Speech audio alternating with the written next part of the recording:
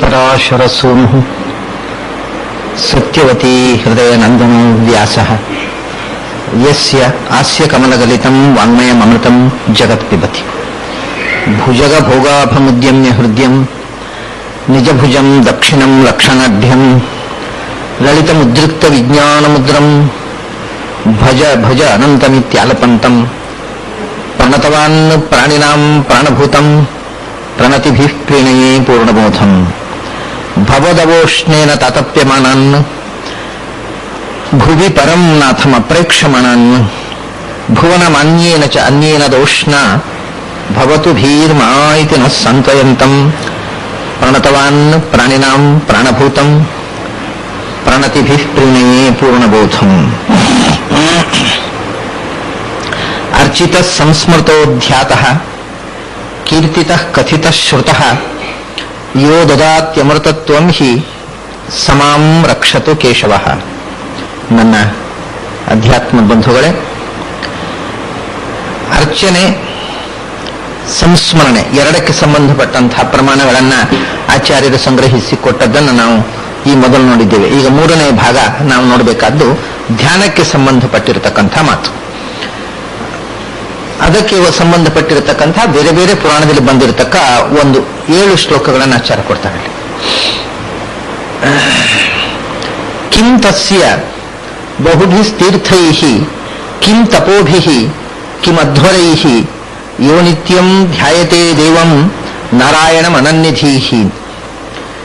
ಹಿಂದೆ ಸ್ಮರಣೆ ಬಂದಿದೆ, ಅದರ ಮುಂದಿನ ಸ್ಥಿತಿ ಧ್ಯಾನ. ಈಗ ಅದು ಎರಡು ಮಾನಸ ಕ್ರಿಯೆಯೇ, ಆದರೆ ಸ್ಮರಣೆಯಲ್ಲಿ ಧ್ಯಾನದಷ್ಟು ಮಾನಸಿಕವಾದಂಥ ಮಗ್ನತೆ ಇಲ್ಲ. ಸ್ಮರಣೆ ಮಾಡ್ತಾ ಮಾಡ್ತಾ ಮನಸ್ಸು ಬಹಿರ್ಮುಖ ಆಗತ್ತೆ, ಪುನಃ ಸ್ಮರಣೆಗೆ ಅದನ್ನ ಅಂತರ್ಮುಖತೆಗೆ ಕೊಂಡೊಯ್ಯಬೇಕಾಗತ್ತೆ. ಹೀಗೆ ಒಮ್ಮೆ ಮನಸ್ಸು ಭಗವಂತನ ಕಡೆಗೆ ಹೋಗುತ್ತೆ, ಅದು ತಕ್ಷಣ ಅಲ್ಲಿಂದ ಪುನಃ ಬಹಿರ್ಮುಖ ಆಗತ್ತೆ. ಈ ಸ್ಥಿತಿಯನ್ನ ಸ್ಮರಣೆಯಲ್ಲಿ ಬಳಸಿಕೊಳ್ತೇವೆ. ಅದರಿಂದ ಆಚೆಗೆ ಹೋದಾಗ ಸ್ಮರಣೆ ನಿರಂತರವಾದಾಗ, ನಿತ್ಯವೂ ಆದಾಗ, ಅಖಂಡವಾದಾಗ ಅದು ಧ್ಯಾನವಾಗತ್ತೆ. ಹಾಗಾಗಿ ಸ್ಮರಣೆಯ ಮಹತ್ವವನ್ನು ಹೇಳಿದ ನಂತರ ಧ್ಯಾನದ ಮಹತ್ವವನ್ನು ಹೇಳತಕ್ಕಂಥದ್ದು ಅದರ ಮುಂದಿನ ಸ್ಥಿತಿ. ಅದು ಖಂಡಾ ಸ್ಮೃತಿ ಧಾರಣಾ ಸ್ಯಾತ್ ಅಖಂಡಾ ಧ್ಯಾನ ಮುಚ್ಯತೆ ಅಂತ. ಒಂದು ದೃಷ್ಟಿಯಿಂದ ಸ್ಮರಣೆ ಅಂತಂದ್ರೆ ಅದನ್ನ ಯೋಗದ ಪರಿಭಾಷೆಯಲ್ಲಿ ಧಾರಣೆ ಅಂತ ಹೇಳ್ತಾರೆ. ಅಂದ್ರೆ ಮನಸ್ಸಿನಲ್ಲಿ ಭಗವಂತನನ್ನು ನಿರಂತರ ಧಾರಣೆ ಮಾಡುವ ಪ್ರಯತ್ನ. ಆ ಪ್ರಯತ್ನದಲ್ಲಿ ಒಮ್ಮೆ ಧಾರಣೆ ಆಗತ್ತೆ, ಆಮೇಲೆ ವಿಷಯಾಂತರಕ್ಕೆ ಹೋಗುತ್ತೆ ಮನಸ್ಸು. ಪುನಃ ಮನಸ್ಸನ್ನು ಭಗವಂತನಲ್ಲಿ ತರುವುದು, ಆಮೇಲೆ ಪುನಃ ವಿಷಯಾಂತರಕ್ಕೆ ಹೋಗುವುದು. ಆ ವಿಷಯಾಂತರಕ್ಕೆ ಹೋಗದೆ ಭಗವಂತನಲ್ಲಿ ಸ್ಥಿರವಾಗಿ ನಿಂತ ಸ್ಥಿತಿ ಅದು ಮುಂದಿನದು. ಈ ಆಚಾರದಕ್ಕೋಸ್ಕರ ಕೊಡತಕ್ಕಂಥ ಪ್ರಮಾಣಗಳು ಧ್ಯಾನದ ಸ್ಥಿತಿ. ಕಿಂತಸ್ಯ ಧ್ಯಾನ ಮಾಡತಕ್ಕಂಥ ಸ್ಥಿತಿಗೆ ಒಬ್ಬ ತಲುಪಿದ್ದಾನೆ ಅಂತ ಇಟ್ಟುಕೊಳ್ಳೋಣ. ಅವನು ಕಣ್ಮುಚ್ಚಿ ಕೂತ್ರೆ ಅವನ ಮನಸ್ಸಿನಲ್ಲಿ ಭಗವಂತನ ಪ್ರತೀಕ ಕಾಣುತ್ತೆ. ಆ ಪ್ರತೀಕವನ್ನು ನೋಡ್ತಾ ಅವನು ತಾಸುಗಟ್ಟಲೆ ಆ ಧ್ಯಾನದ ಸ್ಥಿತಿಯಲ್ಲಿ ಇರಬಲ್ಲ. ಈ ಸ್ಥಿತಿಗೆ ಒಬ್ಬ ಮನುಷ್ಯ ಇದ್ದರೆ ಅವನ ಬಾಹ್ಯ ಕ್ರಿಯೆಯಲ್ಲಿ ಅವನು ಮಾಡತಕ್ಕಂಥ ಕರ್ಮಗಳೇನು ಹೇಗಿರಬೇಕು? ನಾವು ಬಾಹ್ಯದಲ್ಲಿ ದೇವರ ಅನುಗ್ರಹ ಆಗಬೇಕು, ಪುಣ್ಯ ಕರ್ಮ ಮಾಡಬೇಕು ಅನ್ನೋದಕ್ಕೋಸ್ಕರ ಜೀವನದಲ್ಲಿ ಯಜ್ಞಯಾಗಗಳನ್ನು ಮಾಡ್ತಾರೆ, ತೀರ್ಥಕ್ಷೇತ್ರ ಯಾತ್ರೆಯನ್ನು ಮಾಡ್ತಾರೆ, ಬೇರೆ ಬೇರೆ ತಪಸ್ಸು ಅಂದ್ರೆ ದೇಹ ಶೋಷಣ ಹೇಳಿದ್ರೆ ಕೃಚ್ಛಚಾಂದರಾಯಣ, ಏಕಾದಶಿ ಉಪವಾಸ, ಇಂಥ ಅನೇಕ ವ್ರತಗಳನ್ನು ಮಾಡ್ತಾರೆ. ಇದೆಲ್ಲ ಬಾಹ್ಯವಾಗಿ ನಾವು ಮಾಡಬಹುದು ಭಗವದ್ ಅನುಗ್ರಹ ಸಂಪಾದನೆಗೋಸ್ಕರ. ಮತ್ತು ಇವೆಲ್ಲ ಇರುವುದು ಮನಸ್ಸು ಏಕಾಗ್ರ ಆಗುವುದಕ್ಕೋಸ್ಕರ. ತೀರ್ಥಕ್ಷೇತ್ರ ಯಾತ್ರೆ ಮಾಡುವುದು ಯಾತಕ್ಕೋಸ್ಕರ ಅಂದ್ರೆ ತೀರ್ಥಕ್ಷೇತ್ರ ಯಾತ್ರೆ ಮಾಡಿದಾಗ ಆ ತೀರ್ಥದ ಸ್ನಾನದಿಂದ, ಅಲ್ಲಿ ಇರತಕ್ಕಂಥ ದೇವತಾ ಪ್ರತೀಕದ ದರ್ಶನದಿಂದ, ಆ ಪರಿಸರದ ಒಟ್ಟಿನಲ್ಲಿ, ಈಗ ನಾವು ಬದರಿಗೆ ಹೋದ್ರೆ ಬದರಿಯಲ್ಲಿ ಗಂಗೆಯ ಸ್ನಾನ ಒಂದೇ ಅಲ್ಲ, ಅಥವಾ ನಾರಾಯಣ ದರ್ಶನ ಒಂದೇ ಅಲ್ಲ. ಇಡೀ ಬದರಿ ಅಥವಾ ಹಿಮಾಲಯದಲ್ಲಿ ಒಂದು ಸಾತ್ವಿಕವಾದ ವೈಬ್ರೇಷನ್ ಇದೆ. ಆ ಪ್ರದೇಶದಲ್ಲಿ ಇರುವುದರಿಂದಲೇ ಮನಸ್ಸು ಪ್ರಸನ್ನ ಆಗ್ತದೆ. ಹಾಗೆಯೇ ನಾವು ತೀರ್ಥಕ್ಷೇತ್ರ ಯಾತ್ರೆ ಮಾಡುವುದರ ಉದ್ದೇಶ ಮನಸ್ಸು ಭಗವಂತನ ಕಡೆಗೆ ತಿರುಗಬೇಕು ಅಂತ. ಬರೀ ತೀರ್ಥಕ್ಷೇತ್ರ ಯಾತ್ರೆಗೋಸ್ಕರ ಅಲ್ಲ, ತೀರ್ಥಕ್ಷೇತ್ರ ಯಾತ್ರೆಯಿಂದ ಮನಸ್ಸೇ ತೀರ್ಥಕ್ಷೇತ್ರವಾಗಬೇಕು. ನಾವು ಮನೆಯಲ್ಲಿ ಕೂತಾಗಲೇ ಭಗವಂತನ ರೂಪ ದರ್ಶನ ಆಗಬೇಕು. ಮನಸ್ಸಿನಲ್ಲೇ ಭಗವಂತನ ಕಣ್ಮುಚ್ಚಿದಾಗ ಭಗವಂತ ಕಾಣಿಸ್ಬೇಕು, ಮನಸ್ಸಿನಲ್ಲೇ ಬದರಿ ಕಾಣಿಸ್ಬೇಕು, ಮನಸ್ಸಿನಲ್ಲೇ ಹಿಮಾಲಯ ಕಾಣಿಸ್ಬೇಕು. ಈ ಸ್ಥಿತಿಯನ್ನು ಮುಟ್ಟುವುದಕ್ಕೋಸ್ಕರ ಆ ಮನಸ್ಸು ಆ ಸ್ಥಿತಿಯನ್ನು ಮುಟ್ಟೋ ತನಕ ಬಾಹ್ಯ ಕ್ರಿಯೆಯನ್ನು ಮಾಡ್ತಾರೆ. ಕಿಂತಸ್ಯ ಬಹುಭಿ ತೀರ್ಥೈಹಿ, ಒಂದು ವೇಳೆ ಧ್ಯಾನ ಮಾಡತಕ್ಕಂಥ ಮನುಷ್ಯನಿಗೆ ಕೂತಲ್ಲೇ ಮನಸ್ಸಲ್ಲಿ ಭಗವಂತನ ಸ್ವರೂಪ ಕಾಣುವ ಮತ್ತು ಕಾಣ್ತಾ ಕಾಣ್ತಾ ತಾಸುಗಟ್ಟಲೆ ಅದರಲ್ಲೇ ಧ್ಯಾನ ಮಗ್ನನಾಗಿರತಕ್ಕಂತಹ ಸ್ಥಿತಿಗೆ ಒಬ್ಬ ಸಾಧಕ ಮುಟ್ಟಿದ್ರೆ ಅವನು ಬಹಳ ನೂರಾರು ತೀರ್ಥಕ್ಷೇತ್ರಗಳ ಯಾತ್ರೆ ಮಾಡಿ ಏನಾಗಬೇಕಾಗಿದೆ ಅಂತ ಈ ಪ್ರಮಾಣ ಹೇಳ್ತಾರೆ. ಯಾಕಂದ್ರೆ ತೀರ್ಥಕ್ಷೇತ್ರ ಯಾತ್ರೆ ಮಾಡಬಾರದು ಅಂತಿದ್ರೆ ಅರ್ಥ ಅಲ್ಲ. ಒಬ್ಬ ಮನಸ್ಸಿನಲ್ಲೇ ಭಗವಂತನ ಧ್ಯಾನ ಮಾಡಬಲ್ಲವನಿಗೆ ತೀರ್ಥಕ್ಷೇತ್ರ ಯಾಕೆ ಅಂತ ಕೇಳ್ತಾರೆ. ಅಂದ್ರೆ ತೀರ್ಥಕ್ಷೇತ್ರ ಯಾತ್ರೆ ಮಾಡಬೇಡಿ ಅಂತ ಇದರ ಅರ್ಥ ಅಲ್ಲ. ತೀರ್ಥಕ್ಷೇತ್ರ ಯಾತ್ರೆ ಮಾಡುವುದು ಯಾಕೆ? ಮನಸ್ಸು ಭಗವಂತನ ಕಡೆಗೆ ಹರಿಬೇಕು ಅನ್ನೋದು ಕೊನೆಯ ಉದ್ದೇಶ. ಆ ಉದ್ದೇಶಕ್ಕೋಸ್ಕರ ಎಲ್ಲ ಬಾಹ್ಯ ಕ್ರಿಯೆಗಳು. ಯಾರಿಗೆ ಅನಾಯಾಸವಾಗಿ ಧ್ಯಾನದಲ್ಲಿ ಭಗವಂತ ಮನಸ್ಸಿನಲ್ಲಿ ಗೋಚರ ಆಗ್ತಾನೆ ಅವನು ಧ್ಯಾನ ಮಾಡೋದು ಬಿಟ್ಟು ತೀರ್ಥಕ್ಷೇತ್ರ ಯಾತ್ರೆ ಮಾಡಬಾರದು ಅಂತ. ಯಾಕೆಂದ್ರೆ ತೀರ್ಥಕ್ಷೇತ್ರ ಯಾತ್ರೆ ಅನ್ನೋದು ಧ್ಯಾನಕ್ಕೆ ವಿಘ್ನ ಆಗಿಬಿಡುತ್ತೆ. ಅವಾಗ ಹೊರಗಿನ ಕ್ರಿಯೆ ಅನ್ನೋದು ಒಳಗಿನ ಧ್ಯಾನಕ್ಕೆ ತೊಂದರೆ ಆಗಿಬಿಡುತ್ತದೆ. ಅದರಿಂದ ಧ್ಯಾನಕ್ಕೋಸ್ಕರವೇ ಇದೆಲ್ಲ ಬಾಹ್ಯ ಕ್ರಿಯೆ ಇರುವುದು. ಯಾರಿಗೆ ಧ್ಯಾನದಲ್ಲಿ ಭಗವಂತನನ್ನು ಕಾಣುವುದು ಸಾಧ್ಯವಾಗುತ್ತೆ ಅವನು ಧ್ಯಾನವನ್ನೇ ಮುಂದುವರಿಸಬಹುದು. ಅದಕ್ಕೋಸ್ಕರ ತೀರ್ಥಕ್ಷೇತ್ರ ಯಾತ್ರೆ ಮಾಡಬೇಕಾದ ಕಾರಣ ಇಲ್ಲ. ಕಿಂತಸ್ಯ ತೀರ್ಥಕ್ಷೇತ್ರ ಯಾತ್ರೆ ಮಾಡುವುದಿದ್ರು ಯಾವುದಕ್ಕೋಸ್ಕರ ಗೊತ್ತುಂಟ? ತೀರ್ಥಕ್ಷೇತ್ರದಲ್ಲಿ ಧ್ಯಾನ ಮಾಡಿದ್ರೆ ಇದಕ್ಕಿಂತ ಹೆಚ್ಚು ಮನಸ್ಸು ಏಕಾಗ್ರ ಆಗುತ್ತೆ. ಅದಕ್ಕೋಸ್ಕರ ಅಷ್ಟೇ. ಈಗ ಇಲ್ಲಿ ಕೂತು ಧ್ಯಾನ ಮಾಡುವುದಕ್ಕಿಂತ ಒಬ್ಬ ಧ್ಯಾನ ಮಾಡತಕ್ಕವನಿಗೆ, ಸಹಜವಾಗಿ ಧ್ಯಾನ ಮಾಡತಕ್ಕವನಿಗೆ ಯಾವುದೋ ಒಂದು ಪೇಟೆಯಲ್ಲಿ ಕೂತು ಧ್ಯಾನ ಮಾಡೋದಕ್ಕಿಂತ ಬದಲೆಯಲ್ಲಿ ಕೂತು ಧ್ಯಾನ ಮಾಡಿದ್ರೆ ಹೆಚ್ಚು ಏಕಾಗ್ರತೆ ಬರುತ್ತೆ, ಹೆಚ್ಚು ಹೊತ್ತು ಬರುತ್ತೆ. ಅಂದ್ರೆ ಮುಖ್ಯ ಉದ್ದೇಶ ಮನಸ್ಸಿನಲ್ಲಿ ಭಗವಂತನನ್ನ ನೆಲೆಗೊಳಿಸಿ ಧ್ಯಾನಕ್ಕೆ ಮನಸ್ಸನ್ನು ಅಣಿಗೊಳಿಸುವುದು. ಅದು ಸಿದ್ಧ ಆಯಿತು ಅಂದ್ರೆ ಅದಕ್ಕೋಸ್ಕರ ಇರುವಂತಹದ್ದು ತೀರ್ಥ. ಕಿಂತಸ್ಯ ಬಹುಭಿ ತೀರ್ಥೈಹಿ ಕಿಂ ತಪೋಭಿಹಿ ಅಂತ. ತಪಸ್ಸು ಅಂದ್ರೆ ದೇಹಕ್ಕೆ ಮನಸ್ಸು ಭಗವಂತನ ಕರ್ಮಣಾಜ್ಞಾನ ಮಾತ್ರ ಭಗವಂತನ ಕಡೆಗೆ ಮನಸ್ಸು ಹರಿಯುವುದಕ್ಕೋಸ್ಕರ ದೇಹದ ಚಾಪಲವನ್ನು ನಿಯಂತ್ರಿಸುವುದು. ಇಂದ್ರಿಯ ನಿಗ್ರಹ, ಆಹಾರ ನಿಯಂತ್ರಣ. ಈಗ ನಾವು ಚಾತುರ್ಮಾಸ್ಯ ವ್ರತ ಅಂತ 4 ತಿಂಗಳು ಆಹಾರ ನಿಯಂತ್ರಣ ಅಥವಾ ಚಾಂದ್ರಾಯಣ ವ್ರತ ಅಂತ ಹೇಳಿದ ಇಂಥ ಬೇರೆ ಬೇರೆ ವ್ರತಗಳ ಅನುಷ್ಠಾನದಿಂದ ದೇಹ ಬೇರೆ ಚಾಪಲಗಳಿಗೆ ಹರಿಯದಂತೆ ಮನಸ್ಸು ಭಗವಂತನ ಸ್ಥಿರ ಆಗುವಾಗ ತೊಂದರೆ ಕೊಡದಂತೆ ದೇಹದ ಚಾಪಲವನ್ನು ನಿಯಂತ್ರಿಸತಕ್ಕ ಮನಸ್ಸು ಏಕಾಗ್ರವಾಗುವುದಕ್ಕೋಸ್ಕರ ಕೊಡುವ ದೇಹಕ್ಕೆ ಕೊಡುವ ದಂಡನೆ, ಟ್ರೈನಿಂಗು, ಅದಕ್ಕೆ ವ್ರತ ಅಂತ ಹೆಸರು ಅಥವಾ ತಪಸ್ಸು ಅಂತ. ಅಂದ್ರೆ ಕಿಂ ತಪೋಭಿ, ತಪಸ್ಸು ಅನ್ನೋದಕ್ಕೆ ಅನೇಕ ಅರ್ಥ ಇದೆ. ತಪಸ್ಸು ಅಂದ್ರೆ ಭಗವಂತನನ್ನು ಮನಸ್ಸಲ್ಲಿ ಆಲೋಚನೆ ಮಾಡೋದಕ್ಕೂ ತಪಸ್ಸು ಅಂತಿದೆ. ತಪ ಆಲೋಚನೆ ಅಂತ ಧಾತು ಇದೆ. ಇಲ್ಲಿ ಆ ಅರ್ಥದಲ್ಲಿ ಬಂದಿರೋದಲ್ಲ. ಬ್ರಹ್ಮಚರ್ಯಾಧಿಕಂ ತಪಃ ಅಂತ, ಬ್ರಹ್ಮಚರ್ಯ ಪಾಲನೆಯಿಂದ, ನೈಷ್ಠಿಕವಾದ ಬ್ರಹ್ಮಚರ್ಯ ಅದು ಒಟ್ಟಿಗೆ ದೇಹಕ್ಕೆ ಟ್ರೈನಿಂಗು. ದೇಹ ಬೇರೆ ವಿಷಯಗಳ ಕಡೆಗೆ ಹರಿಯದಂತೆ ಮನಸ್ಸು ಭಗವಂತನ ಕಡೆಗೆ ಹರಿಬೇಕಾದ್ರೆ ಮೊದಲು ಅದಕ್ಕೆ ದೇಹದ ಸಹಕಾರ ಬೇಕು. ಆ ದೇಹದ ಅಂದ್ರೆ ಈ ಬಾಹ್ಯೇಂದ್ರಿಯಗಳ ಸಹಕಾರ. ಅದಕ್ಕೋಸ್ಕರ ಆ ಬಾಹ್ಯೇಂದ್ರಿಯಗಳನ್ನ ನಿಯಂತ್ರಣಕ್ಕೆ ತರುವುದಕ್ಕೆ ಬೇಕಾದ ಎಲ್ಲ ವಿಧದ ಅನುಷ್ಠಾನವು ಅದನ್ನು ತಪಸ್ಸು ಅಂತ. ಆ ತಪಸ್ಸು ಕಿಂ ತಪೋಭಿಹಿ, ಏಕೆಂದ್ರೆ ಯಾರಿಗೆ ಸಹಜವಾಗಿ ಅದು ಸಾಧ್ಯ ಆಗಿದೆ ಮತ್ತೆ ಅವನು ತಪಸ್ಸು ಯಾಕೆ ಮಾಡಬೇಕು? ಅನುಷ್ಠಾನ ಅಂದ್ರೆ ಅನುಷ್ಠಾನ ಮಾಡಬಾರದು ಅಂತ ಅರ್ಥ ಅಲ್ಲ. ಅದು ಅನುಷ್ಠಾನ ಯಾತಕ್ಕೋಸ್ಕರ ಇರೋದು? ಭಗವಂತನನ್ನ ಮನಸ್ಸಿನಲ್ಲಿ ಧ್ಯಾನ ಮಾಡೋದಕ್ಕೋಸ್ಕರ. ಏಕಾಗ್ರತೆ ಮುಖ್ಯ. ಅದು ಸಿದ್ಧಿಸಿದ ಮೇಲೆ ಉಳಿದವುಗಳು ಅದಕ್ಕೆ ಅಮುಖ್ಯ. ಪ್ರಾಚೀನರು ಏನು ಅರ್ಥ ಮಾಡ್ತಿದ್ರು ಅಂದ್ರೆ ಧ್ವರು ಹಿಂಸಾಯ ಅಂತ ಧಾತು. ಧ್ವರ ಅಂದ್ರೆ ಹಿಂಸೆ, ಅಧ್ವರ ಅಂದ್ರೆ ಹಿಂಸೆ ಇಲ್ಲದ ಕ್ರಿಯೆ ಅಂತ. ಇದನ್ನು ಯಾವುದಕ್ಕೆ ಹೇಳ್ತಿದ್ರು? ಹಿಂದೆ ರಾಜರುಗಳು ಹೆಚ್ಚಾಗಿ ಯಜ್ಞಯಾಗಗಳನ್ನು ಮಾಡ್ತಿದ್ರು. ಹಿಂದೆ ಕ್ಷತ್ರಿಯರು ಮಾಂಸಭಕ್ಷಣೆ ಮಾಡುವವರು. ಕ್ಷತ್ರಿಯರಿಗೆ ಮಾಂಸ ನಿಷಿದ್ಧ ಅಲ್ಲ. ಆದ್ರಿಂದ ಅವರು ಮಾಡ್ತಕ್ಕ ಯಜ್ಞದಲ್ಲಿ ಮಾಂಸವನ್ನು ಬಲಿ ಕೊಡ್ತಿದ್ರು, ಪಶು ಬಲಿ ಕೊಡ್ತಿದ್ರು. ಪಶು ಬಲಿ ಕೊಟ್ಟು ಪ್ರಾಣಿಗಳನ್ನು ಕೊಂದು ಮಾಡತಕ್ಕ ಯಜ್ಞಕ್ಕೆ ಹೆಸರು ಅಧ್ವರ ಅಂತ, ಅಂದ್ರೆ ಹಿಂಸೆ ಇಲ್ಲದ ಕ್ರಿಯೆ ಅಂತ. ಇದು ಒಂದು ವಿಚಿತ್ರವಾದ ಸಂಗತಿ. ಹಿಂಸೆ ಮಾಡ್ತಿದ್ರು, ಪ್ರಾಣಿಗಳನ್ನು ಬಲಿ ಕೊಡ್ತಿದ್ರು. ಪ್ರಾಣಿಗಳನ್ನು ಬಲಿ ಕೊಟ್ಟು ಮಾಡುವ ಯಜ್ಞಕ್ಕೆ ಹೆಸರು ಅಧ್ವರ ಅಂತ. ಧ್ವರ ಅಂದ್ರೆ ಹಿಂಸೆ, ಅಧ್ವರ ಅಂದ್ರೆ ಹಿಂಸೆ ಇಲ್ಲದ್ದು ಅಂತ. ಹಿಂಸೆ ಇಲ್ಲದ ಕ್ರಿಯೆ ಅಂತ. ಅರ್ಥಾತ್ ಪ್ರಾಣಿ ಬಲಿ ಕೊಡುವುದನ್ನ ಅವರು ಹಿಂಸೆ ಅಂತ ಪರಿಗಣಿಸಲಿಲ್ಲ ಯಜ್ಞದಲ್ಲಿ. ಯಾಕೆ ಅಂದರೆ ಈ ಒಂದು ವಿಷಯ, ಅವರು ನಾನು ಹೇಳಿದೆ ಕ್ಷತ್ರಿಯರು ಮಾಂಸಭಕ್ಷಕರಾಗಿದ್ದರು ಅಂತ. ಬ್ರಾಹ್ಮಣರಿಗೆ ಮಾತ್ರ ಮಾಂಸಭಕ್ಷಣ ನಿಷೇಧ ಇತ್ತು, ಅದರಲ್ಲಿಯೂ ಐಚ್ಛಿಕ ಇತ್ತು ಬಹಳ ಹಿಂದೆ. ಅಲ್ಲ, ಕ್ಷತ್ರಿಯರಿಗೆ, ವೈಶ್ಯರಿಗೆ, ಶೂದ್ರವರ್ಣ ಈ 3 ವರ್ಣಗಳಿಗೆ ಮಾಂಸಭಕ್ಷಣ ನಿಷೇಧ ಇರಲಿಲ್ಲ ಶಾಸ್ತ್ರಕಾರರು. ಅದರಿಂದ ಕ್ಷತ್ರಿಯರಿಗೆ ಯಜ್ಞಾಧಿಕಾರ ಇದೆ, ಮಾಂಸಭಕ್ಷಣ ಇದೆ. ವೇದಾಧಿಕಾರ ಇದೆ, ಮಾಂಸಭಕ್ಷಣ ಇದೆ. ಇದನ್ನು ಭಾಗವತದಲ್ಲಿ ಬಹಳ ವಿಸ್ತಾರವಾಗಿ ಭಾಗವತ ತಾತ್ಪರ್ಯದಲ್ಲಿ ಆಚಾರ್ಯ ಹೇಳಿದ್ದಾರೆ. ಕ್ಷತ್ರಿಯರಿಗೆ ಮದ್ಯ ಮಾಂಸ ಎರಡೂ ಅನಿಷಿದ್ಧ, ವೇದಾಧಿಕಾರಿಗಳವರು. ಅದರಿಂದ ಅವರ ಯಜ್ಞಯಾಗಗಳಲ್ಲಿ ಈ ಮಾಂಸದ ಒಂದು ಪ್ರಕ್ರಿಯೆ ಇತ್ತು. ಆದರೆ ಅದು ಹಿಂಸೆ ಅಲ್ಲ ಅಂತ. ಯಾಕಂದ್ರೆ ಅದಕ್ಕೆ ಯಾಗದಲ್ಲಿ ಮಾಡತಕ್ಕಂಥ ಹಿಂಸೆ, ಅದಕ್ಕೆ ಆ ಹಿಂಸೆ ಅನ್ನೋ ಶಬ್ದವನ್ನೇ ಬಳಸ್ತಿರ್ಲಿಲ್ಲ ಶಾಸ್ತ್ರದಲ್ಲಿ. ಆಲಭನ ಅಂತ. ವಾಯವ್ಯಂ ಶ್ವೇತಂ ಆಲಭೇತ ಭೂತಿ ಕಾಮಃ.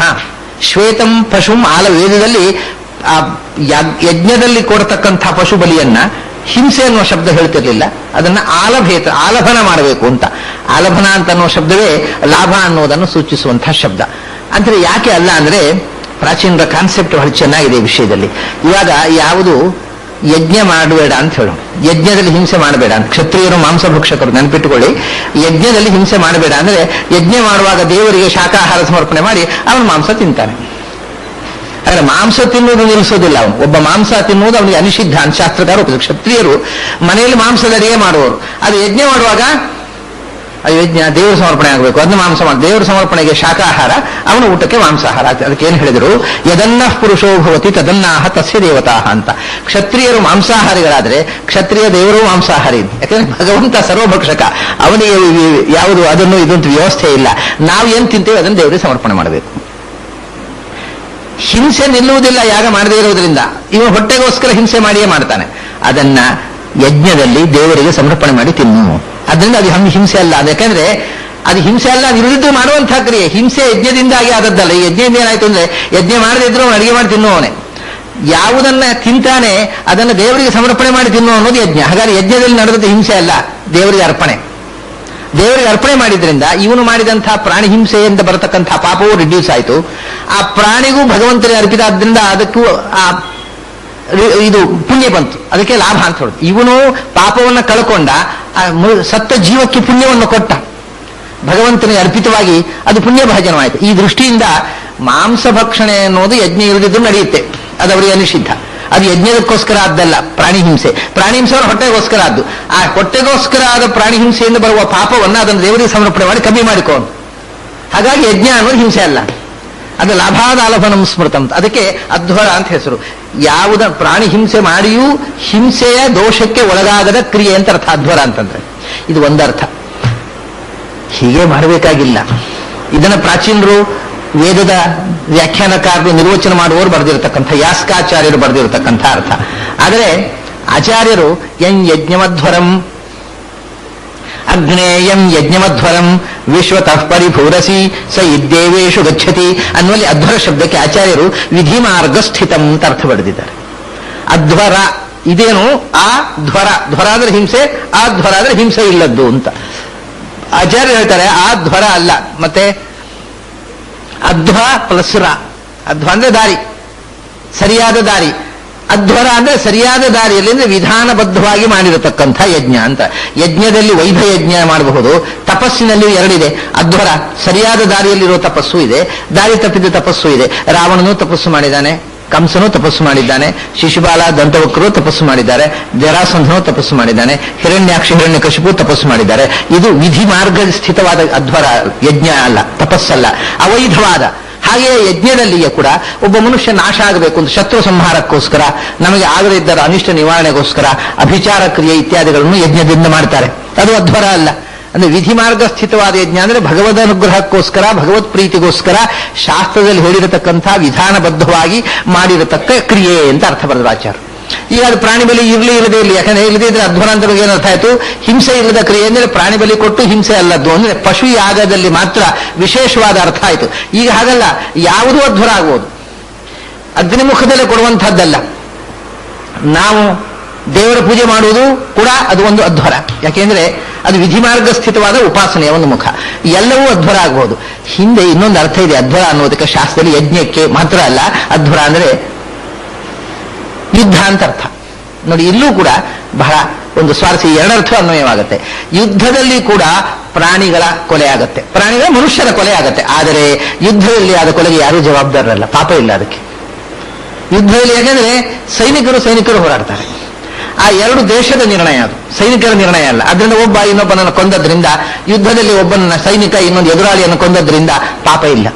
ಹೇಗೆ ಈ ಯುದ್ಧದಲ್ಲಿ, ಯಜ್ಞದಲ್ಲಿ ಪಶುಗಳ ಬಲಿಯಿಂದ ಆ ಪಶುಗಳಿಗೆ ಪುಣ್ಯವೋ, ಹಾಗೆ ಅಲ್ಲಿ ಸತ್ತವನು ಪುಣ್ಯಭಾಜನಾಗ್ತಾನೆ, ಕೊಂದವನು ಕೂಡ ಈ ದೇಶದ ವಿಜಯಕ್ಕೆ ಕಾರಣ ಪುಣ್ಯಭಾಜನಾಗ್ತಾನೆ. ಅಲ್ಲಿಯೂ ಹಿಂಸೆ ನಡೆದರೂ ಹಿಂಸೆ ಅನ್ನೋದು ಹಿಂಸೆ ಆಗುವುದಿಲ್ಲ ಯುದ್ಧದಲ್ಲಿ. ಅದರಿಂದ ಯುದ್ಧಕ್ಕೂ ಅಧ್ವರ ಅಂತಾರೆ. ಇನ್ನೊಂದು ಅರ್ಥ ವಿಧಿ ಮಾರ್ಗ ಸ್ಥಿತ ಅಂತ. ಯುದ್ಧ ಅನ್ನೋದು ವಿಧಿ, ದೇಶದ ರಕ್ಷಣೆಗೋಸ್ಕರ ಅದು ವಿಧಿ, ಅದು ನಿಷಿದ್ಧ ಅಲ್ಲ. ಆದ್ರಿಂದ ಆ ವಿಧಿಬದ್ಧವಾಗಿರತಕ್ಕಂಥ ಹಿಂಸೆ, ಅದು ದೇಶದ ರಕ್ಷಣೆಗೋಸ್ಕರ. ಈ ಹಿಂಸೆ ಅಂದ್ರೆ 10 ಜನ ಹಿಂಸೆಗೆ ಒಳಗಾಗುವುದನ್ನು ತಪ್ಪಿಸುವುದಕ್ಕೋಸ್ಕರ. ಒಂದು ಹಿಂಸೆಯಿಂದ 100 ಅಹಿಂಸೆಯನ್ನು ಸಾಧಿಸಬಹುದಾದರೆ ಆ ಒಂದು ಹಿಂಸೆ ವಿಧಿಮಾರ್ಗ ಸ್ಥಿತ. ಅಲ್ಲಿ ಬಂದಿರತಕ್ಕಂಥ ನಮ್ಮ ಶತ್ರು ಸೇನೆಯ ಅಷ್ಟು ಸೈನಿಕರನ್ನ ಗೆಲ್ಲುವ ಮೂಲಕ ಅಥವಾ ಕೊಲ್ಲುವ ಮೂಲಕ ನಾವು ಇಡೀ ದೇಶವನ್ನು ರಕ್ಷಿಸಬಹುದಾದರೆ ಅದರಿಂದ ಲಾಭ ಎಷ್ಟು? ಇಡೀ ದೇಶಕ್ಕೆ ಹಿಂಸೆ ಆಗ್ತದೆ ಇಲ್ಲದೆ ಇದ್ರೆ ಇಡೀ ದೇಶಕ್ಕೆ ಅಹಿಂಸೆಯನ್ನು ಒದಗಿಸುವುದಕ್ಕೋಸ್ಕರ ಸೇನೆಯಲ್ಲಿ ಬಂದಿರತಕ್ಕ ಅಷ್ಟು ಸೈನಿಕರನ್ನು ಕೊಲ್ಲುವುದು ಅಹಿಂಸೆ ಅಂತ ಹೇಳಿ ಅದು ವಿಧಿ ಮಾರ್ಗ ಸ್ಥಿತ. ಹೀಗೆ ಅಧ್ವರ ಅನ್ನುವ ಅರ್ಥ ಯುದ್ಧಕ್ಕೂ ಅನ್ವಯ ಆಗತ್ತೆ. ಹಿಂಸೆ ನಡೆಯುವಲ್ಲಿಯೂ ಕೂಡ ಯಾವುದನ್ನು ಹಿಂಸೆ ಅಲ್ಲ ಅಂತ ಪರಿಗಣಿಸ್ತಾರೆ, ಹಿಂಸೆಯನ್ನು ಕೂಡ ಅದು ಅಧ್ವರ.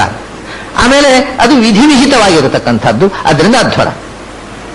ಇಂಥ ಅಧ್ವರಗಳಿಂದ ಅಂದ್ರೆ ಯಜ್ಞಯಾಗಗಳಿಂದ ಕಿಂ ಯಜ್ಞಯಾಗಗಳು ಯಾಕೆ ಮಾಡೋದು? ಕರ್ಮಣ ಜ್ಞಾನ ಮಾತನೋತಿ. ಯಜ್ಞ ಮಾಡುವುದರಿಂದಲೇ ಪುರುಷಾರ್ಥ ಅಲ್ಲ, ಯಾಕೆಂದ್ರೆ ಯಜ್ಞ ಅನ್ನೋದು ಒಂದು ಕರ್ಮ. ಕರ್ಮದಿಂದ ಮೋಕ್ಷ ಆಗುವುದಿಲ್ಲ. ಮತ್ತೆ ಒಳ್ಳೆಯ ಕರ್ಮಗಳನ್ನು ಮಾಡ್ತಾ ಮಾಡ್ತಾ ಮಾಡ್ತಾ ಮನಸ್ಸು ಸಾತ್ವಿಕವಾಗುತ್ತೆ. ನಿರಂತರ ಯಜ್ಞಯಾಗಗಳನ್ನು ಮಾಡೋದು, ನಿರಂತರ ಅನ್ನದಾನ ಮಾಡೋದು, ಅನ್ನದಾನ ಮಾಡ್ತಾ ಮಾಡ್ತಾ ಮನಸ್ಸಿನಲ್ಲಿರತಕ್ಕಂಥ ಲೋಭ ಹೋಗುತ್ತೆ. ಅನ್ನದಾನ, ವಿತ್ತದಾನ, ದಾನದಿಂದ ಮನಸ್ಸಿನಲ್ಲಿರತಕ್ಕಂಥ ಲೋಭ ಹೋಗುತ್ತೆ.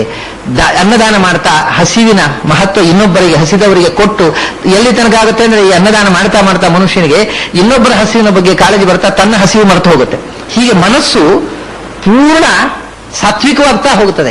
ಅದನ್ನ ಕರ್ಮದಿಂದ ಜ್ಞಾನಕ್ಕೆ ಪೋಷಕವಾಗಿರತಕ್ಕಂಥದ್ದು ಅನ್ನೋದರಿಂದ ಕರ್ಮದಿಂದ ಅವರು ಸಾಧನೆಯಿಂದ ಅದನ್ನ ಕರ್ಮವೇ ಮೋಕ್ಷ ಸಾಧನ ಅನ್ನೋದರಿಂದಲ್ಲ, ಕರ್ಮಣ ಜ್ಞಾನ ಮಾತನೋತಿ ಜ್ಞಾನೇನ ಅಮೃತಿ ಹೋತಿ.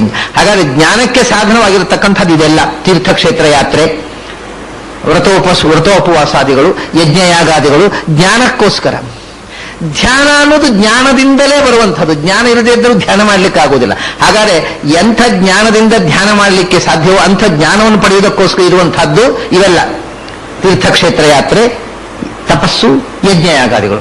ಆ ಧ್ಯಾನವೇ ಒಬ್ಬನಿಗೆ ಸಾಧ್ಯ ಆದಾಗ, ಅವನ ಮೆಡಿಟೇಷನ್ನಲ್ಲೇ ಇದಕ್ಕಿಂತ ಎತ್ತರಕ್ಕೆ ಏರಬಲ್ಲವನಾದಾಗ ಎಲಿವೇಟೆಡ್ ಆಗ್ತಾನೆ. ಮನಸ್ಸು ಶುದ್ಧವಾಗದೆ ಧ್ಯಾನವೇ ಇಲ್ಲ. ಇವೆಲ್ಲ ಮನಸ್ಸು ಶುದ್ಧ ಆಗಲಿಕ್ಕೋಸ್ಕರ ಇರುವಂಥವು. ಹಾಗಾಗಿ ಯಾವುದನ್ನ ಪಡೆಯುವುದಕ್ಕೋಸ್ಕರ ಇದೆಯೋ ಅದನ್ನು ಪಡೆದವನಿಗೆ ಅದನ್ನು ಪಡೆಯುವುದಕ್ಕೋಸ್ಕರ ಇರತಕ್ಕಂಥದ್ದು ಮಹತ್ವದ ಸಂಗತಿ ಆಗುವುದಿಲ್ಲ. ಅಂದ್ರೆ ಯಾರು ನಿಜವಾಗಿ ನಿತ್ಯಂ ಧ್ಯಾಯತೆ, ನಿರಂತರವಾಗಿ ಭಗವಂತನ ಧ್ಯಾನದಲ್ಲಿ ಮನಸ್ಸು ಕೂತು ಬಿಡತಕ್ಕಂಥ ಒಬ್ಬ ಸ್ಥಿತಿಗೆ ಬಂದರೆ ಅವನಿಗೆ ಕಿಂ ತಸ್ಯ ಬಹುಭಿ ತೀರ್ಥೈಹಿ. ಯಾವ ತೀರ್ಥಕ್ಷೇತ್ರಗಳಲ್ಲಿ ಮಿಂದರೇನು ಅಂದ್ರೆ ಮೀಯಬಾರದು ಅಂತ ಅರ್ಥ ಅಲ್ಲ, ಅವನು ಮೀಯದೇ ಆ ತೀರ್ಥಕ್ಷೇತ್ರಗಳಿಂದ ಮೀಯುವ ಫಲವನ್ನು ಪಡೆಯುವಷ್ಟು ಎತ್ತರಕ್ಕೇರಿದ್ದಾನೆ ಅಂತ ಅರ್ಥ. ಕಿಂ ತಸ್ಯ ಬಹುಭಿ ತೀರ್ಥೈಹಿ ಕಿಂ ತಪೋಭಿಹಿ. ಅವನು ದೇಹದಂಡನೆ ಮಾಡತಕ್ಕಂಥ ವ್ರತಾನುಷ್ಠಾನಗಳನ್ನ ಅಥವಾ ಯಜ್ಞಯಾಗಗಳನ್ನ ಮಾಡಿದರೂ ಒಂದೇ ಬಿಟ್ಟರು ಒಂದೇ. ಯಾಕೆಂದ್ರೆ ಅದು ಎಲ್ಲದರಿಂದ ಏನು ಸಾಧಿಸಬೇಕೋ ಅಂಥ ಮನಸ್ಸು ಏಕಾಗ್ರತೆಯನ್ನ ಅವನು ಪಡೆದು ಬಿಟ್ಟಿದ್ದಾನೆ. ಯೋ ನಿತ್ಯಂ ಧ್ಯಾಯತೆ ದೇವಂ. ಧ್ಯಾಯತೆ ದೇವಂ ನಾರಾಯಣಂ. ಈ ನಾರಾಯಣ ಶಬ್ದ ಮತ್ತು ದೇವ ಅನ್ನೋ ಶಬ್ದವನ್ನು ಬಳಸಿದ್ದಾರೆ. ದೇವ ಅಂತ ಅನ್ನತಕ್ಕಂಥ ಶಬ್ದಕ್ಕೆ ಅರ್ಥವನ್ನ ನಾನು ಹಿಂದೆ ಹೇಳಿದ್ದೆ. ಅದು ಗಾಯತ್ರಿಯಲ್ಲಿ ಬಂದಿರತಕ್ಕಂಥ ಶಬ್ದ. ಭರ್ಗೋ ದೇವಸ್ಯ ಧೀಮಹಿ ಅಂತ. ದೇವ ಅಂತಂದ್ರೆ ಅದು ವಾಮನಾವತಾರವನ್ನು ಸೂಚಿಸ್ತಕ್ಕಂಥ ಶಬ್ದ ಅನ್ನೋದನ್ನು ಹೇಳಿದ್ದೆ ನಾನು. ಗಾಯತ್ರಿಯಲ್ಲಿ ವಾಮನಾವತಾರವನ್ನು ಹೇಳ್ತಕ್ಕಂಥ ಶಬ್ದ. ಆದರೆ ದೇವ ಶಬ್ದಕ್ಕೆ ಮೂಲಭೂತವಾಗಿ ಅನೇಕ ಅರ್ಥಗಳಿದೆ. ಅಂದ್ರೆ ಜಗತ್ತಿನ ಸೃಷ್ಟಿ ಸ್ಥಿತಿ ಸಂಹಾರಗಳು ಯಾರಿಗೆ ಕ್ರೀಡಾ ಮಾತ್ರವೋ, ಬರಿಯ ಲೀಲಾ ಮಾತ್ರವೋ, ಅನಾಯಾಸವಾದ ಒಂದು ಇಚ್ಛಾ ಮಾತ್ರವಾದ ಕ್ರಿಯೆಯೋ ಇವು ಕ್ರಿಯಾಯಾಮ್, ಅವನು ದೇವರು ಅಂತ ಅರ್ಥ. ಹಾಗಾಗಿ ಅದರ ಅನೇಕ ಅರ್ಥಗಳನ್ನು ಬಿಟ್ಟುಬಿಟ್ರು ಕೂಡ ದೇವ ಶಬ್ದಕ್ಕೆ ಮೂಲಭೂತ. ಯಾಕಂದ್ರೆ ನಾವು ಇವತ್ತು ಎಲ್ಲಕ್ಕಿಂತ ಹೆಚ್ಚು ಪ್ರಾಚೀನ ಶಾಸ್ತ್ರದಲ್ಲಿ ಬ್ರಹ್ಮ ಅನ್ನೋ ಶಬ್ದವನ್ನು ಬಳಸ್ತಿದ್ರು, ಪರಮಾತ್ಮ ಅಂತ ಅನ್ನೋ ಶಬ್ದವನ್ನು ಬಳಸ್ತಿದ್ರು, ಪರಂಬ್ರಹ್ಮ ಅಂತ ಬಳಸ್ತಿದ್ರು, ಭಗವಾನ್ ಅನ್ನೋ ಶಬ್ದವನ್ನು ಬಳಸ್ತಿದ್ರು. ಆಗ ಈಗ ನಾವು ಯಾವುದೊಂದು ದೇವಸ್ಥಾನದಲ್ಲಿ ಹೋಗಿ ದೇವರನ್ನು ನೋಡ್ಲಿಕ್ಕೆ ಅಂತ ದೇವರು ಅನ್ನೋ ಶಬ್ದವನ್ನು ನಾವು ಬಳಸ್ತೇವೆ. ಆದರೆ ಆ ಶಬ್ದದ ಅರ್ಥ ಏನು, ಅದರ ವ್ಯಾಪ್ತಿ ಸಾಮಾನ್ಯವಾಗಿ ಗೊತ್ತಿರೋದಿಲ್ಲ. ಅದು ನಮ್ಗೆ ಗೊತ್ತಿರದೇ ಇರುವುದನ್ನೇ ನಾವು ಹೆಚ್ಚು ಬಳಸೋದು. ಅದನ್ನು ಅರ್ಥ ಗೊತ್ತಾದ್ರೆ ಸ್ವಲ್ಪ ಎಚ್ಚರ ಬರುತ್ತೆ ಮಾತಾಡ್ಲಿಕ್ಕೆ. ಅರ್ಥ ಗೊತ್ತಿಲ್ಲದೆ ಇರುವುದರಿಂದ ಆ ಶಬ್ದವನ್ನು ಧಾರಾಳವಾಗಿ ಬಳಸ್ತೇವೆ. ದೇವರನ್ನು ನೋಡ್ಲಿಕ್ಕೆ ಹೋಗೋದು ಅಂತ. ದೇವರನ್ನು ನೋಡ್ಲಿಕ್ಕೆ ಹೋಗೋದು ಅಂತ ಅವರು ನೋಡ್ಲಿಕ್ಕೆ ಹೋಗೋದು ದೇವರ ವಿಗ್ರಹವನ್ನು, ದೇವರನ್ನಲ್ಲ. ಅದು ಗೊತ್ತಿರೋದಿಲ್ಲ, ಆ ವಿಗ್ರಹವೇ ದೇವರನ್ನು ತಿಳ್ಕೊಂಡಿರ್ತಾರೆ. ಅಂದ್ರೆ ದೇವ ಅಂತ ಅನ್ನತಕ್ಕಂಥ ಶಬ್ದ ಬಹಳ ಮಹತ್ವದ ಶಾಸ್ತ್ರದಲ್ಲಿ ಕೂಡ. ಅದು ಗಾಯತ್ರಿಯಲ್ಲಿ ಬಂದಿರತಕ್ಕಂಥದ್ದು. ದಿವು ಕ್ರೀಡಾಯ ಅಂತ. ಇಡೀ ವಿಶ್ವದ ಸೃಷ್ಟಿ ಸ್ಥಿತಿ ಸಂಹಾರ ನಿಯಮನ ಜ್ಞಾನಾಜ್ಞಾನ ಬಂಧ ಮೋಕ್ಷಗಳು ಯಾರಿಗೆ ಬರಿಯ ಕ್ರೀಡೆ, ಒಂದು ಲೀಲಾ ಮಾತ್ರವೋ ಅವನು ದೇವ ಅಂತ. ಅವನು ಯಾರು ಅಂದ್ರೆ ದೇವಂ ನಾರಾಯಣಂ ಅಂದ್ರು. ಅವನು ನಾರಾಯಣ ಅಂತ ಅನ್ನೋ ಶಬ್ದವನ್ನು ಬಳಸಿದ್ರು. ನಾರಾಯಣ ಅಂತ ಅನ್ನೋ ಶಬ್ದಕ್ಕೆ ಮತ್ತು ವಿಷ್ಣು ಶಬ್ದಕ್ಕೆ ಒಂದು ದೃಷ್ಟಿಯಿಂದ ಸಮಾನವಾದ ಅರ್ಥ. ನಾರಾಯಣ ಅಂತ ಅನ್ನೋದಕ್ಕೆ ಒಂದು ಪ್ರಸಿದ್ಧವಾದ ಅರ್ಥ ನಿಮ್ಗೆ ಗೊತ್ತಿದೆ. ನಾರ ಅಂದ್ರೆ ನೀರು, ಪ್ರಳಯ ಜಲಧಿ ಅಥವಾ ಕ್ಷೀರ ಸಮುದ್ರ, ಆಪೋ ನರ ಇತಿ ಪ್ರವೃತ್ತಃ, ಅದರಲ್ಲಿ ಮಲಗಿರುವಮ, ನೀರಿನಲ್ಲಿ ಪವಡಿಸಿರುವಮ, ಕ್ಷೀರ ಸಮುದ್ರ ಶಾಯಿ ಅಂತ. ಆಪೋ ನರ ಇತಿ ಪ್ರವೃತ್ತಃ ಅಪೂರ್ವೈ ನರಸೂ ನಮಃ ಅಯನಂ ತಸ್ಯತಃ ಪೂರ್ವಂ ತೇನ ನಾರಾಯಣ ಸ್ಮೃತಃ ಅಂತ ಮಹಾಭಾರತದಲ್ಲಿ ಬಂದ ನಿರ್ವಚನವನ್ನ ಅದು ಸಾಮಾನ್ಯ ಎಲ್ಲರೂ ಹೇಳ್ತಾರೆ. ಆದರೆ ಉಪನಿಷತ್ತು ಒಂದು ಮಾತು ಹೇಳ್ತದೆ, ಅಂತರ್ ಬಹಿಶ್ಚ ತತ್ ಸರ್ವಂ ವ್ಯಾಪ್ಯ ನಾರಾಯಣ ಸ್ಥಿತಃ ಅಂತ. ಒಳಗೆ ಮತ್ತು ಹೊರಗೆ ತುಂಬಿರುವವನು ನಾರಾಯಣ ಅಂತ.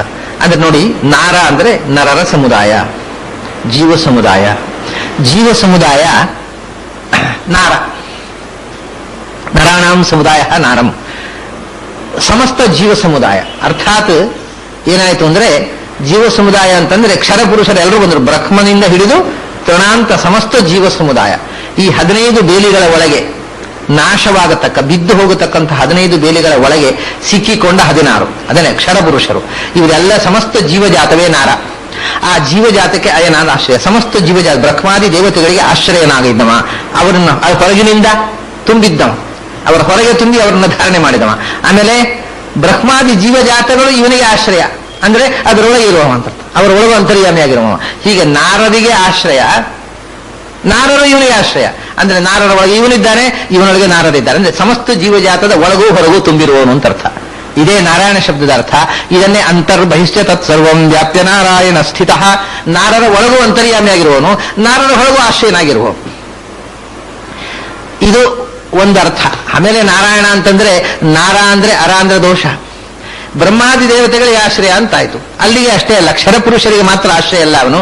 ಅರ ಅಂದ್ರೆ ದೋಷ, ಯಾವ ಪ್ರಾಕೃತಿಕ ದೋಷವೂ ಇಲ್ಲದೆ ಇದ್ದವಳು ಚಿತ್ ಪ್ರಕೃತಿ ಆಗಿರ್ತಕ್ಕ ಲಕ್ಷ್ಮಿ ಅವಳು ನಾರ, ಅಂದ್ರೆ ಅಕ್ಷರ ಪುರುಷರು, ಅವಳಿಗೂ ಆಶ್ರಯರಾದ್ರಿಂದ ನಾರಾಯಣ. ಹೀಗೆ ಕ್ಷರ ಪುರುಷರಿಗೂ ಅಕ್ಷರ ಪುರುಷರಿಗೂ ಆಶ್ರಯನಾದ್ದರಿಂದ ಕ್ಷರಾಕ್ಷರ ಪುರುಷೋತ್ತಮ ನಾರಾಯಣ, ಒಳಗೂ ಹೊರಗೂ ತುಂಬಿರುವವ ನಾರಾಯಣ. ವಿಷ್ಣು ಶಬ್ದಕ್ಕೂ ಇದೇ ಅರ್ಥ, ವಿಶಿಲ್ ವ್ಯಾಪ್ತವು ಅಂತ, ಹೊರಗೆ ತುಂಬಿರುವವ ವಿಷ್ಣು, ಅದೇ ನಾರಾಯಣ. ವಿಷು ಪ್ರವೇಶನೆ, ಒಳಗೆ ಪ್ರವೇಶಿಸಿದವನು ವಿಷ್ಣು, ಅದೇ ನಾರಾಯಣ.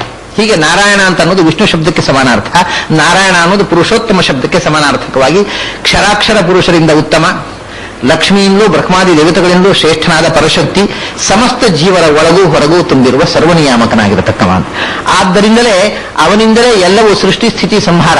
ಆದರೆ ಈ ಸೃಷ್ಟಿ ಸ್ಥಿತಿ ಸಂಹಾರ ಪ್ರಯತ್ನಪೂರ್ವಕವಾಗಿ ಆದದ್ದಲ್ಲ, ಕ್ರೀಡಾ ದೇವ ಅನಾಯಾಸವಾಗಿ ಆಗ್ತಕ್ಕವ. ಮತ್ತೆ ಅಂಥ ಭಗವಂತ ಉಪಾಸನೆ ಮಾಡಿ ಮನಸ್ಸಿನಲ್ಲಿ ಮಧ್ಯಾಯತೆ ಏನಾಗ್ತಾನೆ, ಅವಾಗ ಮನಸ್ಸಿನಲ್ಲಿ ಧ್ಯಾನ ಮಾಡಿದಾಗ ಅವನು ದೇವ ಆಗ್ತಾನೆ.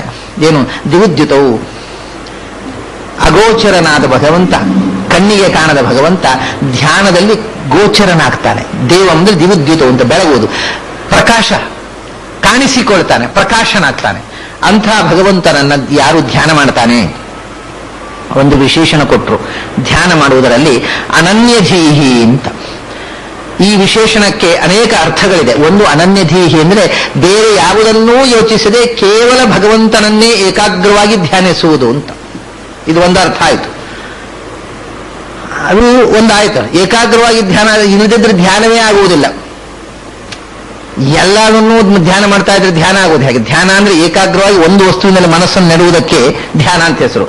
ಅನನ್ಯವಾಗಿ ಭಗವಂತನನ್ನೇ ಅಂತಂದ್ರೆ ಏನರ್ಥ ಅಂದ್ರೆ, ಇದಕ್ಕೆ ಗೀತೆಯಲ್ಲಿ ಯೂಸ್ ಮಾತಾಡ್ತಾನೆ, ಅನನ್ಯಾಶ್ಚಿಂತೆಯಂತೋ ಮಾಂ ಯೇ ಜನಾಃ ಪರಿಪಾಸತೆ. ಅನನ್ಯಧೀಹಿ ಅಂದ್ರೆ ನನ್ನನ್ನು ಉದ್ಧಾರ ಮಾಡತಕ್ಕ ವಸ್ತು ಇನ್ನೊಂದಿಲ್ಲ ಅನ್ನುವ ಎಚ್ಚರದಿಂದ ಭಗವಂತನು, ಅವನೇ ನನಗೆ ಆಶ್ರಯ, ರಕ್ಷತಿ, ಅವನೊಬ್ಬನೇ ನನಗೆ ರಕ್ಷಕ, ಅವನನ್ನು ಬಿಟ್ಟು ಇನ್ಯಾರೂ ನನಗೆ ರಕ್ಷಕರಿಲ್ಲ ಅನ್ನುವುದರಿಂದ ಭಗವಂತನೇ ಶರಣಾಗುವುದುಂಟಲ್ಲ, ಅನನ್ಯಧೀಹಿ ಅಂದ್ರೆ ಶರಣಾಗತಿ. ಧ್ಯಾನ ಶರಣಾಗತಿಯಿಂದಲೇ ಮಾಡಬೇಕಾಗಿಲ್ಲ. ಧ್ಯಾನ ಮಾಡೋದಕ್ಕೆ ಅನೇಕ ಕಾರಣಗಳುಂಟು. ಇವಾಗ ಅದೇ ನಾನು ಹೇಳಿದೆ, ತಪಸ್ಸು ಮಾಡುವ ದೈತ್ಯರು ತಪಸ್ಸು ಮಾಡಿದ್ದಾರೆ. ತಪಸ್ಸು ಮಾಡುವಾಗ ಅವರು ಅನನ್ಯಧೀಯಲ್ಲ, ಅವರು ಯಾವುದೋ ದುಷ್ಟ ಉದ್ದೇಶದಿಂದ ತಪಸ್ಸು ಮಾಡಿದ್ದಾರೆ. ಮತ್ತು ತಪಸ್ಸು ಮಾಡಲಿಕ್ಕೆ ಮನಸ್ಸಿನ ಏಕಾಗ್ರತೆಗೆ ಇದು ಬೇಕಾಗಿಲ್ಲ. ಏಕಾಗ್ರತೆ ಇಲ್ಲದೆ ಇದ್ರೂ ಕೂಡ ಧ್ಯಾನ ಮಾಡ್ಲಿಕ್ಕೆ ಬರ್ತದೆ. ಒಬ್ಬ ಅದ್ವೈತಿ ಅವನು ಅಹಂ ಬ್ರಹ್ಮಾಸ್ಮಿ ಅಂತ ಧ್ಯಾನ ಮಾಡ್ತಾನೆ, ಧ್ಯಾನ ಮಾಡ್ಬೋದು ಅವನು, ಆಗ ಏಕಾಗ್ರತೆ ಬರ್ತದೆ ಅವನಿಗೆ. ಅದರಲ್ಲಿ ಭಾರಿ ಖುಷಿ ಆಗ್ತದೆ, ನಾನೇ ಬ್ರಹ್ಮ ಅಂತ ತಿಳ್ಕೊಂಡು ಆನಂದದಲ್ಲಿ ಇರ್ತಾನೆ 1 ಗಂಟೆ. ಅದು ಸರಿಯೋ ತಪ್ಪು ಅಂತ ಬೇರೆ, ಮನಸ್ಸು ಆ ಭ್ರಮೆಯಲ್ಲಿ ಅವನಿಗೆ ಖುಷಿ ಕೊಡುತ್ತೆ. ನಮ್ಮ ಮನಸ್ಸು ಧ್ಯಾನದಲ್ಲಿ ಏನನ್ನ ನಾವು ಮನಸ್ಸಿಗೆ ಫೀಡ್ ಮಾಡಿದೆವು ಅದನ್ನು ನಂಬಿಕೊಂಡು ಖುಷಿ ಪಡ್ತಾ ಇರ್ತದೆ. ಹಾಗಾಗಿ ಅವನು ಏನ್ ತಪ್ಪು ಉಪಾಸನೆ ಮಾಡಿದ್ರು ಮನಸ್ಸು ತಪ್ಪು ಉಪಾಸನೆಯನ್ನೇ ಮನಸ್ಸು ಆನಂದ ಬರ್ತದೆ. ಮನಸ್ಸಿಗೆ ಏನು ಗೊತ್ತಿಲ್ಲ, ನಾವು ಏನನ್ನು ಕೊಟ್ಟೆವೋ ಅದನ್ನು ಖುಷಿ ಪಡುವಂತ. ಅದು ಆಹಾ ಅಹಂ ಬ್ರಹ್ಮಾಸ್ಮಿ ಅಹಂ ಬ್ರಹ್ಮಾಸ್ಮಿ, ಆಹಾ ಆನಂದವೇ ಆನಂದ. ಅವನಿಗೆ ಏನು ಆನಂದ, ನಾನೇ ಬ್ರಹ್ಮ ಆಗಿಬಿಟ್ಟೆ 1 ಗಂಟೆ ಕಾಲ ಅಂತ ಖುಷಿಯಲ್ಲಿ ಇರ್ತಾನೆ. ಅದು ಹೌದು ಅಲ್ಲೋ ಬೇರೆ, ಮನಸ್ಸು ಅದನ್ನು ನಂಬಿಬಿಟ್ರೆ ಅದನ್ನು ಆನಂದವನ್ನು ಕೊಡ್ತದೆ ಏಕಾಗ್ರ. ಅದಕ್ಕೋಸ್ಕರ ಅನನ್ಯಧೀಹಿ ಅಂತ. ಬೇರೆ ದೃಷ್ಟಿಯಿಂದ ಭಗವಂತನನ್ನು ಉಪಾಸನೆ ಮಾಡೋದು ಅನ್ಯಧೀ, ಅಂದ್ರೆ ನಾನೇ ದೇವರು ಅನ್ನೋದು ಇನ್ನೊಂದು ಅನ್ಯ ದೃಷ್ಟಿ. ಇದು ಯಾವುದೂ ಅಲ್ಲ, ಭಗವಂತನೊಬ್ಬನೇ ಸರ್ವೋತ್ತಮ, ಅವನೊಬ್ಬನೇ ನನಗೆ ಆಶ್ರಯ ಶರಣ, ಅವನನ್ನು ಬಿಟ್ಟು ಇನ್ಯಾರನ್ನೂ ನಾನು ಶರಣಾಗುವುದಿಲ್ಲ ಅನ್ನತಕ್ಕಂಥ ಒಂದು ಮನೋವೃತ್ತಿಯಿಂದ ಧ್ಯಾನ ಮಾಡು. ಇಲ್ಲದೇ ಇದ್ರೆ ಧ್ಯಾನ ಮಾಡ್ಲಿಕ್ಕೆ ಬರ್ತದೆ, ಅದು ದುಷ್ಟವಾದ ಧ್ಯಾನ ಆಗತ್ತೆ. ಧ್ಯಾನದಲ್ಲಿ ಕೆಟ್ಟ ಧ್ಯಾನ ಇದೆ, ಅವಿದ್ಯಮಾನವನ್ನು ಧ್ಯಾನ. ಅದಕ್ಕೆ ಆಚಾರ್ಯರು ಏನು ಹೇಳಿದರು ಅಂದ್ರೆ, ಛಾಂದೋಗ್ಯ ಉಪನಿಷತ್ ಭಾಷ್ಯದಲ್ಲಿ ಹೇಳ್ತಾರೆ, ಯಾವ ಕಾಲಕ್ಕೂ ಅವಿದ್ಯಮಾನವಾದ ಧ್ಯಾನವನ್ನ ಮಾಡಬೇಡ. ಯಾಕೆಂದ್ರೆ ಏನನ್ನು ಧ್ಯಾನ ಮಾಡಿದ್ರೆ ಅದನ್ನ ಮನಸ್ಸು ಗಟ್ಟಿ ಇಟ್ಕೊಂಡು ಬಿಡ್ತದೆ. ಅವಿದ್ಯಮಾನ ಧ್ಯಾನ ಮಾಡಿದ್ರೆ ಇಲ್ಲದನ್ನೇ ಉಂಟು ಉಂಟು ಉಂಟು ಎಂದು ಮನಸ್ಸು ಹೇಳ್ತಾ ಹೋದ್ರೆ ಮತ್ತೆ ಇಲ್ಲ ಅಂತ ಹೇಳೋದೇ ಇಲ್ಲ ಅದು. ಅದು ಯಾವ ಕಾಲಕ್ಕೂ ಧ್ಯಾನದಲ್ಲಿ ಅವಿದ್ಯಮಾನವಾದಂತಹ ಧ್ಯಾನಕ್ಕೆ ಹೋಗಬೇಡ. ಯಾಕೆಂದ್ರೆ ಆಚಾರ್ಯ ಕಾಲದ ತನಕ ಹಾಗೆ ಹೇಳ್ತಾ ಇದ್ರು. ಈಗ ನೋಡಿ, ತೈತ್ರಿಯ ಉಪನಿಷತ್ತಲ್ಲಿ ಅನ್ನಂ ಬ್ರಹ್ಮೇತಿ ವಿಜಾನಾತ್, ಪ್ರಾಣೋ ಬ್ರಹ್ಮೇತಿ ವಿಜಾನಾತ್, ಮನೋ ಬ್ರಹ್ಮೇತಿ ವಿಜಾನಾತ್, ವಿಜ್ಞಾನಂ ಬ್ರಹ್ಮೇತಿ ವಿಜಾನಾತ್, ಆನಂದೋ ಬ್ರಹ್ಮೇತಿ ವಿಜಾನಾತ್ ಅಂತ ಅನ್ನೋದಕ್ಕೆ ಅಲ್ಲಿ ತನಕ ಆಚಾರ್ಯ ತನಕ ಅರ್ಥ ಹೇಳಿದ್ದೇನು? ಭಗವಂತನೇ ಪಂಚರೂಪಿಯಾದ ಅನ್ನನಾಮಕ ಅಂತ ತಿಳ್ಕೊಂಡ ಅಂತಲ್ಲ, ಅನ್ನವನ್ನೇ ಬ್ರಹ್ಮ ಅಂತ ತಿಳ್ಕೊಂಡಂತೆ. ಮೊದಲು ಊಟ ಮಾಡುವ ಅನ್ನವೇ ಬ್ರಹ್ಮ ಅಂತ ತಿಳ್ಕೊಂಡ. ಕಡೆಗೆ ಈಗ ಊಟ ಮಾಡಿದ ಅನ್ನ ಹೊಟ್ಟೆ ಹೋಗಿ ಕರಗುತ್ತೆ, ಅದು ಬ್ರಹ್ಮ ಇರ್ಲಿಕ್ಕಿಲ್ಲ ಅಂತ. ಯಾವ ಅವಸ್ಥೆ ನೋಡಿ ಅವರಿಗೆ, ಋಷಿಗಳಿಗೆ ಅಷ್ಟು ಅಜ್ಞಾನ. ಅನ್ನವೇ ಬ್ರಹ್ಮ ಅಂತ ಬಂದು ಹೋಗ್ಬಿಟ್ಟ ಅಂತ. ಅಂದ್ರೆ ಊಟ ಮಾಡಿದ್ರೆ ಕರಗಿ ಹೋಗುತ್ತೆ, ಅದು ಕರಗಿ ಹೋಗಿ ಮತ್ತೆ ಅದು ಮಲವಾಗಿ ಹೊರಟು ಹೋಗುತ್ತೆ, ಅದು ಬ್ರಹ್ಮ ಆಗುವುದು ಹೇಗೆ? ಅದು ಇರ್ಲಿಕ್ಕಿಲ್ಲ. ಹಾಗಾಗಿ ಯಾವುದು ಅದಲ್ಲ, ಪ್ರಾಣ ಉಸಿರು, ಅದರಿಂದ ನಾನು ಬದುಕಿರೋದು. ಉಸಿರು ಪ್ರಾಣೋ ಬ್ರಹ್ಮೇತಿ ವಿಜಾನ, ಕಡೆಗೆ ಅದು ಉಸಿರು ಕೂಡ ಇರ್ಲಿಕ್ಕಿಲ್ಲ. ಹೀಗೆ ಒಂದೊಂದೇ ಕಡೆಗೆ ಮನಸ್ಸು ಬ್ರಹ್ಮ, ಮನಸ್ಸು ಬ್ರಹ್ಮ ಅಂತ ತಿಳ್ಕೊಂಡ. ಮನಸ್ಸಿಗೆ ಲಿಮಿಟೇಷನ್ಸ್ ಇದೆ, ಅದು ಬಹಳ ಎತ್ತರಕ್ಕೆ ಹೋಗುವುದಿಲ್ಲ. ಹಾಗಾದ್ರೆ ವಿಜ್ಞಾನ ಬ್ರಹ್ಮ ಅದೂ ಅಲ್ಲ, ಕರೆ ಹೀಗೆ ಒಂದು ಸುಳ್ಳನ್ನ ಮೊದಲು ತಪ್ಪನ್ನ ಸರಿ ಅಂತ ತಿಳ್ಕೊಂಡು ಅನ್ನವನ್ನು ಬ್ರಹ್ಮ ಅಂತ ತಿಳ್ಕೊಂಡ, ಅದಲ್ಲ ಅಂತ ಮೇಲಕ್ಕೆ ಹೋದ. ಮೊದಲು ಅವಿದ್ಯಮಾನ ಉಪಾಸನೆ ಅಂತ, ಇದೆಲ್ಲ ಅವಿದ್ಯಮಾನ ಉಪಾಸನೆ ಮಾಡಿ ಕೊನೆಗೆ ಆನಂದ ಬ್ರಹ್ಮ ಅಂತ ಅವಿದ್ಯಮಾನ ಉಪಾಸನೆಯ ಮೂಲಕ ವಿದ್ಯಮಾನವಾದ ಉಪಾಸನೆಗೆ ಹೋಗ್ತಾನೆ ಅಂತ ಅಲ್ಲಿ ತನಕ ಎಲ್ಲ ಹೇಳ್ತಿದ್ರು ಉಪನಿಷತ್ನಲ್ಲಿ ಅರ್ಥ. ಆಚಾರ್ಯ ಹೇಳಿದ್ರು, ಅವಿದ್ಯಮಾನ ಉಪಾಸನೆಯ ಮೂಲಕ ವಿದ್ಯಮಾನ ಉಪಾಸನೆಗೆ ಹೋಗ್ಲಿಕ್ಕೆ ಆಗೋದಿಲ್ಲ. ನೀವು ಅವಿದ್ಯಮಾನವನ್ನ ಸುಳ್ಳನ್ನು ಉಪಾಸನೆ ಮಾಡಿದ್ರೆ ಅದೇ ಗಟ್ಟಿಯಾಗ್ತಾ ಹೋಗುತ್ತೆ, ಅದು ಅಲ್ಲ ಅಂತ ಮತ್ತೊಂದಕ್ಕೆ ಹೋಗ್ಲಿಕ್ಕೆ ಆಗುವುದಿಲ್ಲ. ಆದ್ರಿಂದ ಉಪಾಸನೆಯ ಮೊದಲ ಮೆಟ್ಲಿಂದ ಕೊನೆ ತನಕ ವಿದ್ಯಮಾನ ಉಪಾಸನೆಯೇ ಆಗಬೇಕು, ಅವಿದ್ಯಮಾನವನ್ನು ಉಪಾಸನೆ ಮಾಡಬೇಡ ಅಂತ. ಅದಕ್ಕೆ ಅನನ್ಯಧೀಹಿ ಅಂತ ಶಾಸ್ತ್ರ ಹೇಳ್ತಾರೆ. ಬೇರೆ ಬುದ್ಧಿ, ಭಗವಂತ ಹೇಗಿದ್ದಾನೋ ಅದಕ್ಕಿಂತ ಭಿನ್ನವಾದ ರೀತಿಯಿಂದ ಭಗವಂತನ ಉಪಾಸನೆ ಮಾಡೋದು ಅನ್ಯಧಿಯಿಂದ ಮಾಡೋದು. ಅನನ್ಯಧಿ ಅಂದರೆ ಭಗವಂತ ಇನ್ಯಾವುದೋ ಆಗಿ ಎಲ್ಲ ದೇವತೆಗಳಿಗೂ ಎಲ್ಲ ದೇವರು ಒಂದೇ ಅಂತ ಉಪಾಸನೆ ಮಾಡೋದು, ಇದು ಅನ್ಯಧಿ. ನಾನೇ ಭಗವಂತ ಅಂತ ಉಪಾಸನೆ ಮಾಡೋದು, ಇದು ಅನ್ಯಧಿ. ಅದು ಎಲ್ಲದಲ್ಲದೆ ಸಮಸ್ತ ದೇವತೆಗಳಿಗಿಂತಲೂ ಶ್ರೇಷ್ಠ, ನನಗೆ ಆಶ್ರಯ ಆಗಿರತಕ್ಕ ಭಗವಂತ ಅನ್ನುವ ಉಪಾಸನೆ, ಅದು ಅನನ್ಯಧಿಯಾಗಿ ಇರತಕ್ಕಂಥ ಸಾಧಕ ಮಾಡತಕ್ಕಂಥ ಉಪಾಸನೆ.